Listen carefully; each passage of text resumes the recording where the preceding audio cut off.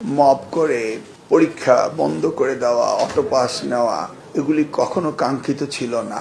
হয়েছে, কেন হয়েছে সেটা নিয়ে আর আমরা পুরনো গল্পে যাব না। তবে আমাদের যে ভিশন এবং মিশন সেটা আমাদের নির্বাচনী ইস্তেহারে ছিল এবং আজকে মাননীয় প্রতিমন্ত্রী আবারও লিখিতভাবে এটা পড়ে শোনালেন। আমরা সেটাকে সামনে রেখে আগামী দিনের শিক্ষা ব্যবস্থাকে আমরা যুগ উপযোগী করব, এটাই হচ্ছে আমাদের সংকল্প। সামনে আমাদের এসএসসি পরীক্ষা রয়েছে, সেটাকে নিয়ে আমি বলেছি যে প্রশ্নপত্র হয়ে গিয়েছে এবং সেটা ডিস্ট্রিবিউশনের জন্য কোনো ঝামেলা না হয় এবং এসএসসি পরীক্ষা নেওয়ার মধ্যে যেন কোনো প্রতিবন্ধকতা না আসে, এই বিষয়েও আমরা আলোচনা করেছি এবং পর্যায়ক্রমে আমরা ব্যাপক আলোচনায় যাব।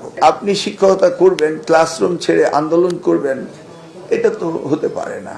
আপনাদের দাবি দেওয়া যেভাবে আসা সেভাবে আসবে, আমরা সেগুলিকে অ্যাড্রেস করব। এমন তো না আমরা অ্যাড্রেস করছি না, আমরা করব। কিন্তু রাজপথ দখল করে তো দাবি দেওয়া আদায় করার কোনো প্রয়োজন নেই, কারণ আমরা দাবি দেওয়া আদায় করতে করতে এইটুকু পর্যন্ত এসছি। অথবা আমরা বুঝি কোনটা দিতে হবে কোনটা দিতে হবে না এবং আমরা তাদের পক্ষেই থাকি, কারণ তারাই তো মানুষ গড়ার কারিগর। আমি আশা করি তারা আমাদের মেসেজ পেয়ে গিয়েছে এবং পেয়ে যাবে এবং সেভাবেই তারা কাজ করবে।